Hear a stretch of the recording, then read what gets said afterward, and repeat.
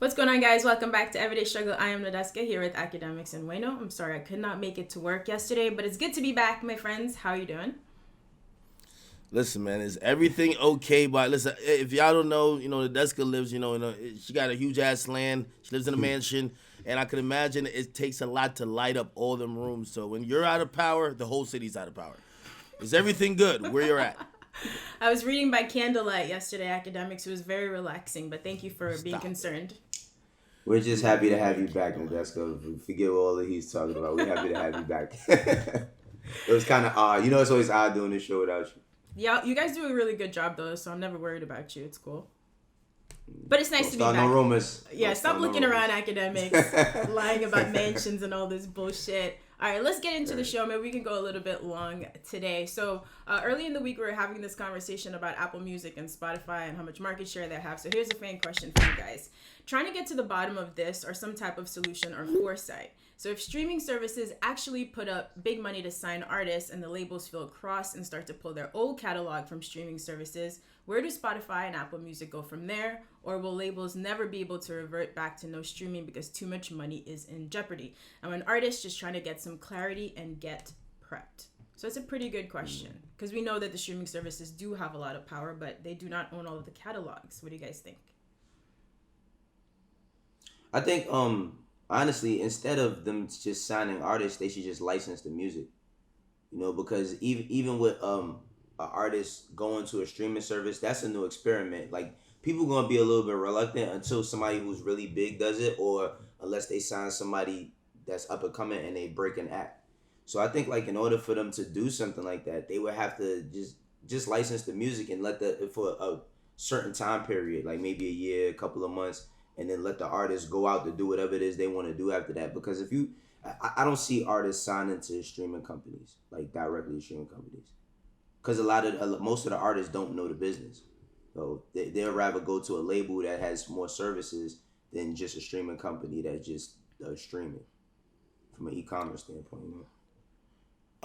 Honestly, like, if you listen to people like even Russ, and I like listening to Russ. I think Russ has been futuristic, progressive, and very knowledgeable in explaining his plight to become an artist, remain an artist, but also talked about the importance of ownership and how labels kind of work in that ecosystem.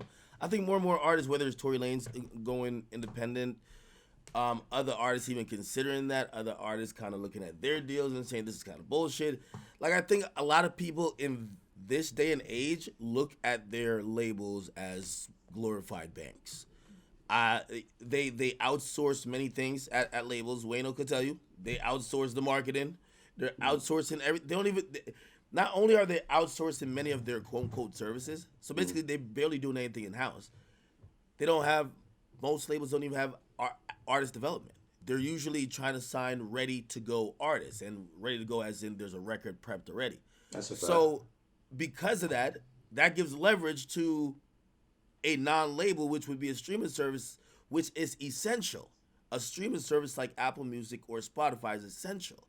However, to the fan who asked the question, they're 100% right. Like, the catalog still is controlled by, all three entities. Here's the thing, though, about signing to a streaming service, because I do think this is going to be a thing in the future, but there are certain things that you got to realize. There's hurdles that have to get jumped over, right?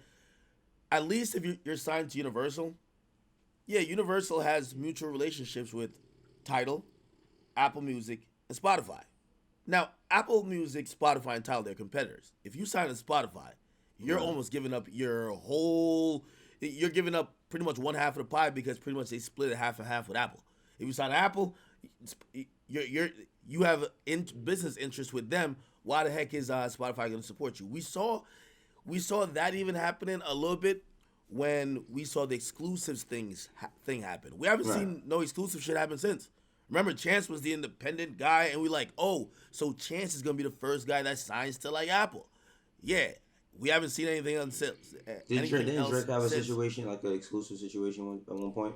Yeah, where a project was released maybe on Apple Music for a week exclusively or something. But then they changed up all the rules after that, and also because of Frank Ocean, I believe. Yeah, but even now, the streaming services get really, like, they get catty among each other when a artist drops on any of their platforms before the time that it's supposed to get out on everybody's platform.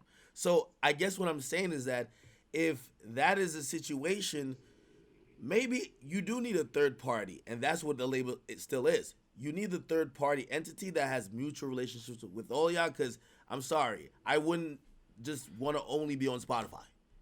I want to be on all of the services. And if you sign to Spotify, they're probably gonna say, yeah, we'll give you the bag, but we don't want your shit on Apple. Or if it's gonna be on Apple, it's gonna be on Apple later. Why are we giving you the bag then? We're not giving you the bag for Apple to profit. But that's why I don't see an artist like doing a type of deal like that, because then you like you said, it's like you kind of cut yourself off. You know what I mean? It's like you kind of cut yourself off from being able to be heard on every platform. Because of course it's going to be exclusive content that's only for Spotify. Even if you could put some stuff there, like remember when Jay-Z started Tidal, like he took all his music off of all platforms and was only on Tidal for a while. You know, but you got to be Jay-Z to do that. Like every artist can't fight that fight. Exactly. And you know, to add to it, like the labels already know that they own everybody's catalog, so they're like, all right, cool. You could still go, like, if you want to get up and later on go sign with Spotify, shit, fuck it. Our catalog that we still own of you is still gonna do good. We're gonna make money off of you whether you're here or not. So fuck it. Go ahead, do your thing. Jay was in Jay was a very special situation where he had control of his whole catalog, which is very rare. Okay. Exactly. So still some very good reasons why it doesn't make sense for artists to really be signing to streaming services. Not yet. But let's see how that develops. So look, guys, on this... Go ahead. And I was about to say, I do want to know what that Beyonce Disney Plus deal is, though. I ain't gonna lie. True. I know that shit had to be something insane. Like, for her to just do a movie, musical, all on one platform. I want to know what that deal is. Like, I'm on my pocket watching shit with that. I'm surprised he doesn't know already. Well, didn't she have, like, I was chilling with some people, and I see they cut on something on Netflix. I think it was Netflix. She did a whole thing with her Coachella thing. She been collecting the bag. And by the way, I could tell she's smart because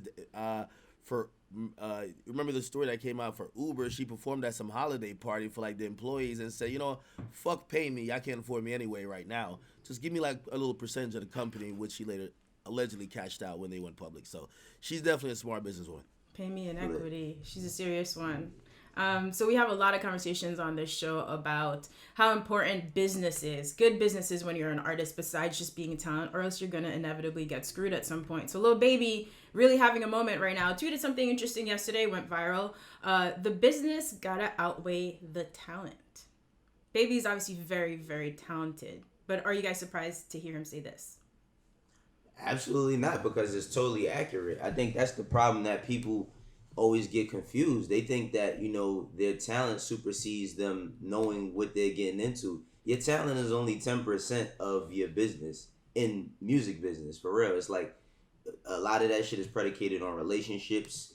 You know, a lot of it is predicated on like how you handle your business, like you having the right type of lawyers, the right type of people around you that's making sure your shit is right. So yeah, like I didn't see nothing wrong with this, but that just shows me where his mind and his business is at, as opposed to the people that just think, oh man, I'm the best artist, I should have the best situation. It doesn't work like that.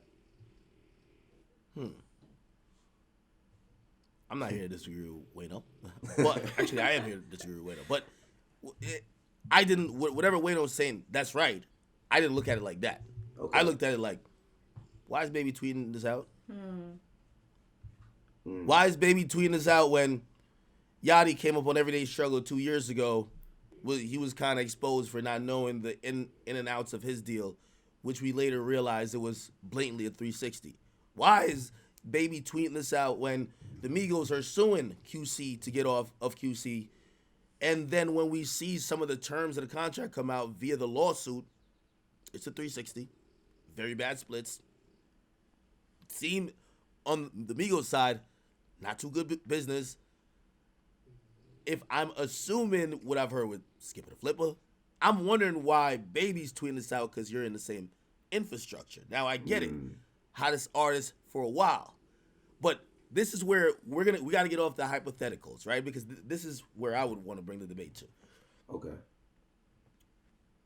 hey, new artist. When you're a new artist, you don't have no leverage. You're gonna sign to pretty shitty like deal, whatever. Do you think that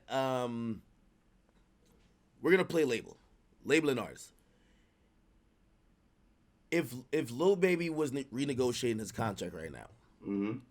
do you think that he deserves a non-360 deal, or like to own some of his masters? This is what I'm talking about when I hear people talk about the business got to outweigh the talent, Right. because clearly when I look at the Migos, some of the stuff they're complaining about, however talented you think the Migos was, their business clearly didn't outweigh that. So I'm thinking that this nigga Baby is so hot that I'm making certain type of demands now. Would you be shocked if Baby was in a 360? Would I be shocked?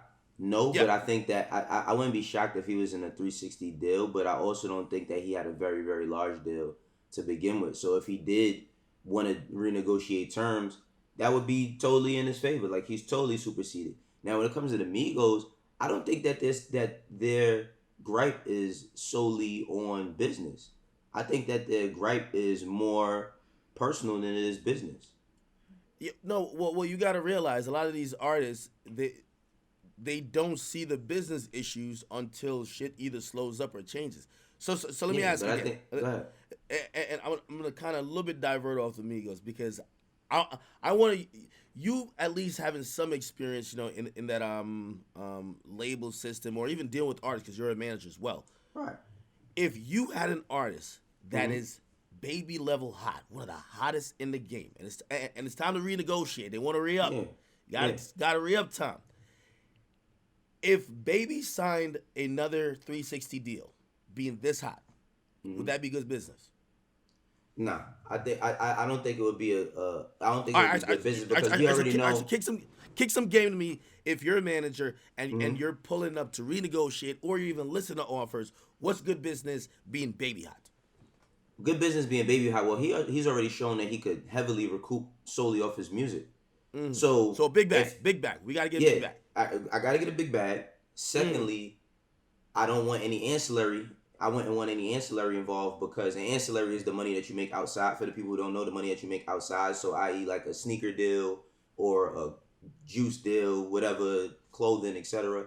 I wouldn't want that. I would solely base it off the music, and depending upon if my royalty statements are up to date, depending upon the money that the label has invested in me, they should still get a fair split. I wouldn't decrease their split. I would just take certain things out if I were in a 360. Okay. And I think that's just the realm of where I was thinking when I saw this tweet. Then I bring it even further, because I got to connect the dots, and now I sound a little bit like a conspiracy Inspector Gadget.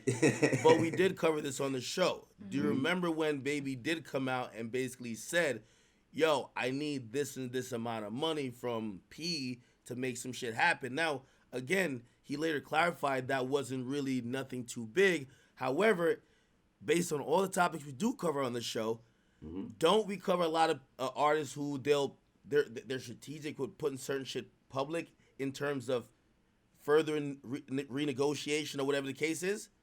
So when I see him tweet about certain type of money that the label got to give him back then, now I hear him talking about that business shit now. I'm wondering, is Baby learning from even the Migos and some of the stuff that he probably saw there? Oh, I strongly doubt that, though. I strongly doubt that. Okay. Maybe I'm looking too much into it. I think, because I don't think it's a tweet just irrelevant to everything going on, just sort of in a vacuum. Yes, I think that Baby's tweet is just him tweeting. I don't think that it's like, all right, here's my negotiation tactic. Let me throw this fucking fishing reel out there so we can make sure that they seeing how I'm feeling. Like, I don't think it's that at all.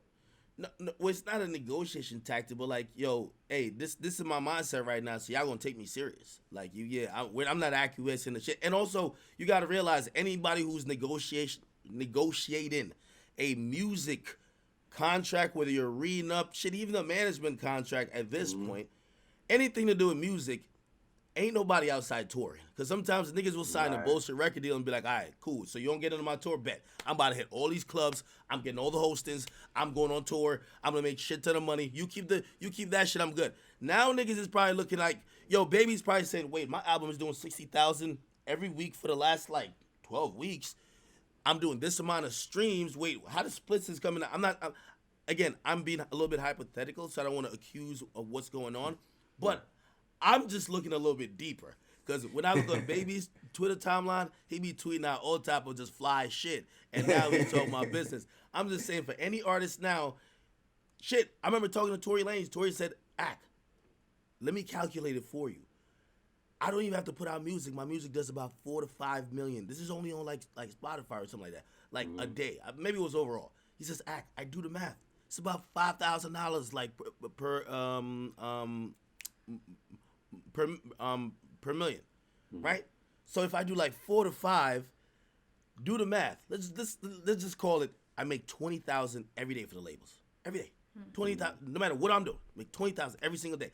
Now he said he realized his record deal, some of the splits he had, just wasn't worth it because he wasn't even getting shit off royalties. Everything was going to pay off some other shit. He realized how much, not only trash his deal was, but he didn't realize how much money his music was making. I think artists are paying attention to the value of the stream, how much the numbers you're running up that just seems like numbers are making for the companies that signs you, and also what you're getting at this point. We're in quarantine. Most of these things, they're not getting checks. But I also assume that Tory Lanez, like, while he might have had some good points, it does take a lot of money to make a Tory Lanez product. You know what I'm saying? Like that's another thing that plays into it. Like 20, if he's making them good money, but it costs a lot of money to produce a Tory Lanez album just for all the things, all the elements he's adding to it. That's not a cheap piece of product. And the thing about it is, my fault. Go ahead. No, go ahead. I was just gonna say if we could. No, I'll wrap it up. Yeah, no. The last thing I was gonna say is that's why I hope this incident with him and Meg isn't whatever. But if he ever could speak on that, because he spoke on it to me, but that's his story to tell. The budgets that he was getting compared to the money he was making just didn't make sense. And I guess you could understand that in theory. So that's his story to tell. Last quick question about Baby. Like you guys said, he has so much leverage at the moment. Do you see a world where he goes into renegotiate and does not get the deal that he wants? Because if he left the label, do you guys think he loses anything, losing that affiliation, or will he be good wherever he lands? I think he's good wherever he lands, but I don't. He's not leaving nowhere. Like he's not in a position. I don't think that he's in any position to even want to think about leaving. A lot of this stuff just is speculation, but I don't think that he would ever leave at this point. You know what's interesting? Maybe Ross did. I don't know. Did T.I.? Has there, in sports, it's kind of like nowadays we see the guy who is on a good contract or maybe a whatever contract, and at his peak, he switches teams. He switches teams for the bigger bag. We don't really see artists be like, all right, cool. Yeah, we've been rocking here for all the success, and at the peak of the success with that label or whatever, be like, all right, cool, I'm on to this other shit, right? Because if it's not broke, don't fix it. But, so when you say you can't see him leaving, yo, it's a free fucking market. Like, if he asks for some shit and somebody else get... Let's keep in mind that when you bringing up Ross, that Ross left Def Jam to go to Epic. You know what I'm saying? Like, we're not talking about somebody leaving their production company. It's very rare that somebody leaves their production company. For everything that Drake has accomplished, I'm pretty sure that Young Money, Cash Money is still involved some way, somehow in the business after all of these years. So it's like, yeah, I get what you're saying, but like, they leave a label. They're not leaving the furnishing company that helped build them. Okay. Well, I got more thoughts on that, but we can talk about this forever. I love this type of conversation. Maybe he'll tweet more details that we can dive further into, but I'm definitely... We probably went too far. It's fine.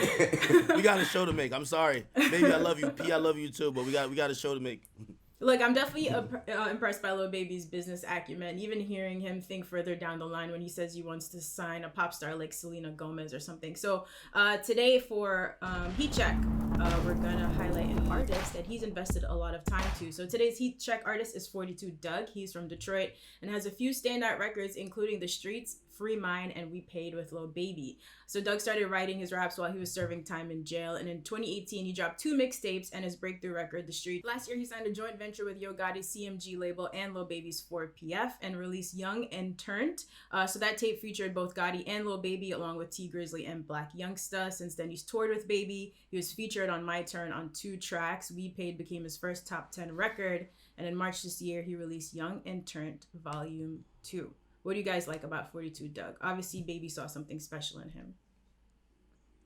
I want to know because I tried to warn you about the young brother. No, Wayno. Yes, I did. Wayno be telling me about all the industry plans. Like that's what he be doing. I told Ag about 42 Dugg.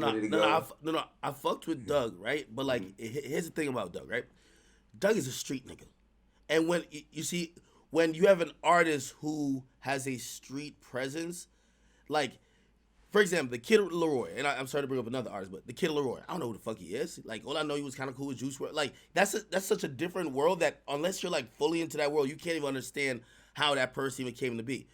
It's very rare. You can't plant a street nigga. There's no street nigga industry plant. You know why? The streets gotta respect it. You feel me? Because that's where it comes from, and it's hard for you to infiltrate that ecosystem and fool them. So I saw music bubbling, but of course I saw the big feature with Lil Baby. Right about it was 2 of them, Grace, We Paid, and also they did some other record on his EP. Not a rapper. And I was trying to see, okay, is this just a one-off thing? And also, by the way, it took me a while to catch on to the We Paid song. I was like, all right. People started gassing at first. I was like, yo, emotionally scarred, shut up, emotionally scarred. That's the joint. Emotionally, But when I started kind of seeing it, through certain videos, I'm seeing people rocking with him. Yo, he got a little aura about himself. You feel me? Feel like the Kodak Black out of Detroit. He got a little thing about him where people are gravitating towards him. And I knew there's a wave coming. By the way, he got to stay out of jail, of course. But I just had to make sure that what I was seeing wasn't just because he was standing close to the hottest rapper that's out right now. And it was actually him being authentically like just hot. I got you. Well, for 42 Dugg, one of my friends actually was A&R his projects last year, and then I got to see him live at Birthday Bash in CMG Birthday Bash last year. So that's when that was around maybe around September, October. So that's when I really got a chance to grasp how many people was fucking with him. You did mention him back then. I told you I went out there. I seen him like. I thought it's like, why Wayno don't tell me about one of these industry plans from Atlantic? But you were right. No, but the thing is like, it's one thing to see it socially, like see it on social media. It always looks good, but like when you go see it in person, that's a whole nother monster. And like, for him because he's so close with Gotti and Baby, of course, like he rocked the whole stadium. I'm like, damn, who is this kid? I mean, I did start doing a little bit more digging, seeing he's from Detroit, got a little bit about his story. And then I just started tuning into the music, and I ain't gonna lie, I was impressed. The thing I'm impressed about him is because like he has like a careless aspect about what he says, like Gucci Mane. You know what I mean? Like he don't give a fuck. Unpolished. He don't give a fuck about what he said. Like that's why I say like Kodak unpolished. Sometimes people realize that like the unpolished shit is the definition of authenticity. You feel me? Right, so I like that about him. Yeah, and it's like, then you put that with Baby. I feel like, he has of course, the mentorship from Gotti because he's a little bit older on the business side. And he even from Baby, but I feel like for him and Baby, they are like running what this young generation is into right now. You know what I mean? I think that's why We Paid ended up being so big. When I seen the video before, I didn't listen to the deluxe. I just seen the video and then it started listening to the song. And I'm like, damn, like just the way they did the vid, it's just like, they're doing all the shit that the young dudes is into, and it shows the influence that they got by We Paid going top 10. So. And Grace is fire too, man. Yeah, I fuck with Grace too. I ain't gonna lie, I was having a discussion with somebody that was like, yeah, yo, Dugg fire. to keep, I don't know if this was just a hater in me, but I'm like, yo, he ain't really whistling. Y'all know that, right? Like, that's probably an instrument that the producer is putting on. Yo, why do you find the random things to pick on? Yo. Because everybody keep talking about the fucking whistle, and I'm like, come on, man, you know he not whistling, bro. Then I seen when he was doing the little guitar thing with Enos Baker or whatever his name is. Yeah. No salute to him. He did the whistle. I'm like, oh shit was real. Right. All right, well, it's really... I'm glad you guys are both fans. Like you mentioned, he is dealing with some legal troubles currently, so hopefully he can sort that out and keep this momentum that he has going. Before we go, a couple quick stories. Kanye update. I feel like it's been almost a whole week since we talked about Kanye. So last night, it was reported that at least 2 people who are linked to his presidential campaign are also active in Republican politics. One of them allegedly is connected to Trump and his team. So Trump actually denied in a press conference that he has anything to do with Kanye's campaign. But if you love a good conspiracy theory like Akademiks does, I'm assuming you probably believe that there is some connection here. Hey, listen, by the way, I don't want to be the conspiracy guy, and I'm definitely not a cynicist. However, I will say this, yo. Kanye, he comes on Twitter and he denounces all the fuck shit and bullshit and whatever fake news, even though that's Trump's term, that the media might spread about him, his family, or even his mental health or whatever. Like, that's his platform. This is something that people kind of thought that maybe he was trying to siphon off votes from Biden, which would have helped Trump. Now hearing that there's some people connected to the Trump, his like administration or campaign, that's helping out Kanye.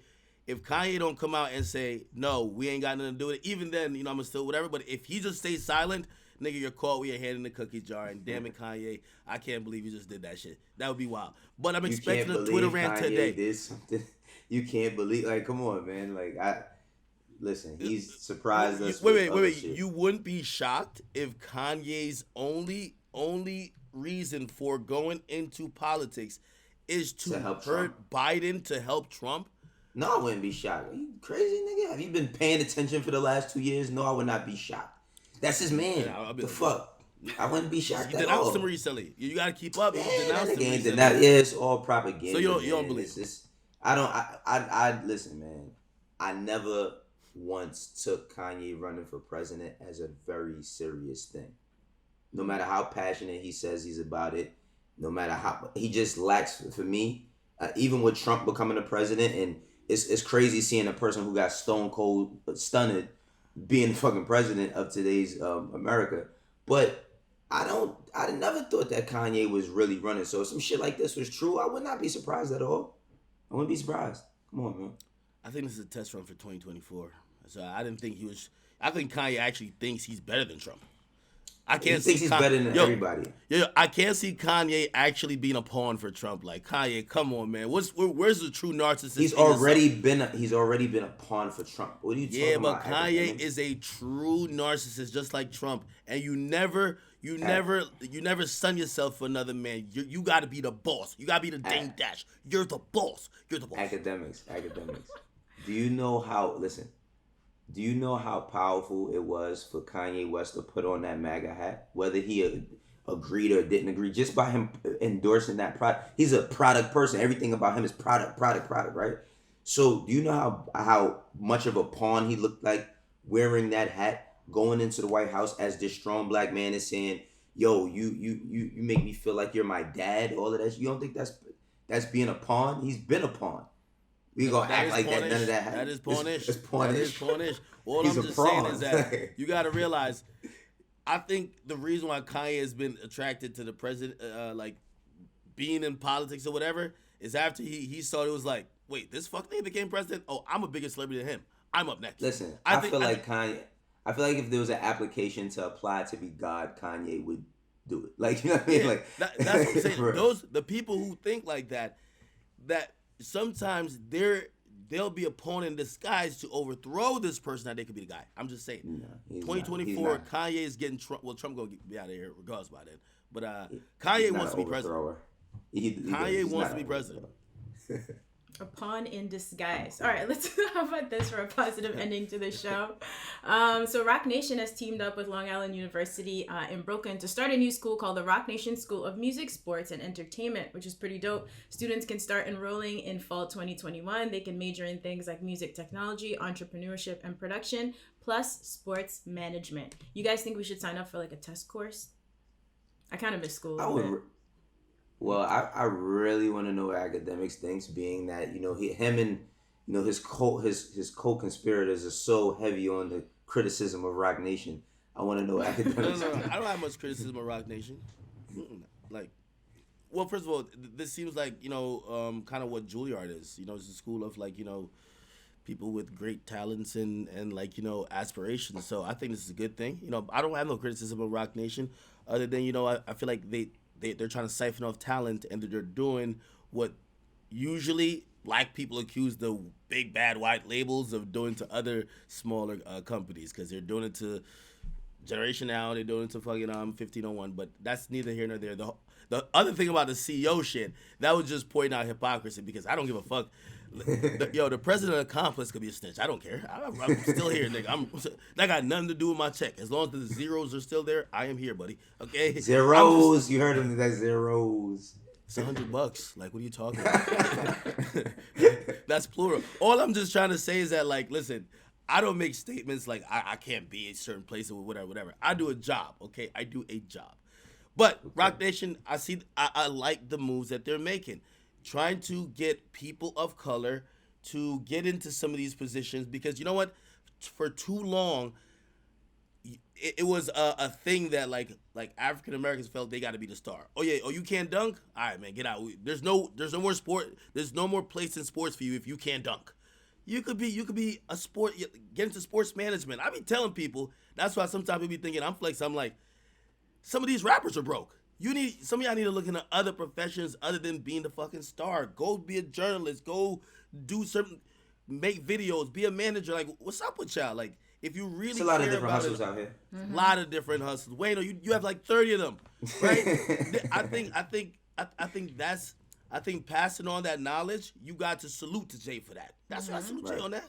That's a very good point, because there are a lot of those careers when you're in high school. Like when I was in high school, I didn't know what opportunities there necessarily were. Sometimes you need to learn that jobs even exist, and I think, like you said, giving people this training and maybe helping them with internships and connecting with people in the industry really, really open up doors. So it's very, very cool. Last thing, guys. So tonight, of course, is Rick Ross versus 2 Chainz. We're not going to get into this again because we already had our debate. But if I remember correctly, you both had Ross winning, right? I got Ross, but I got 2 Chainz coming in strong. I do got 2 Chainz coming in strong.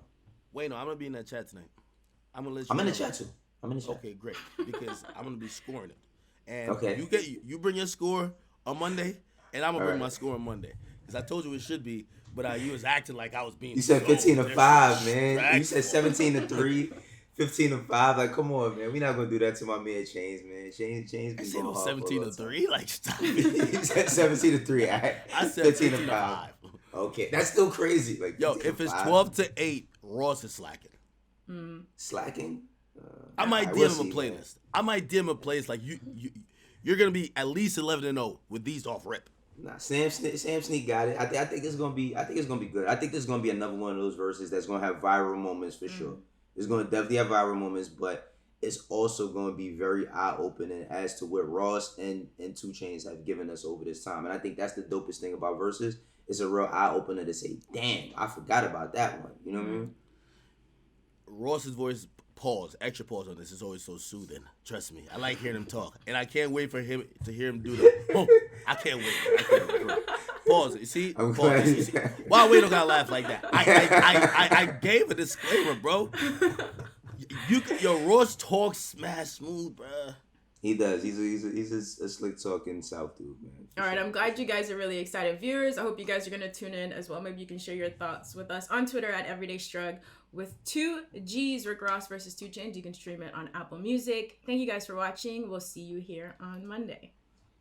Peace, and shout out to my man Juelz for being free.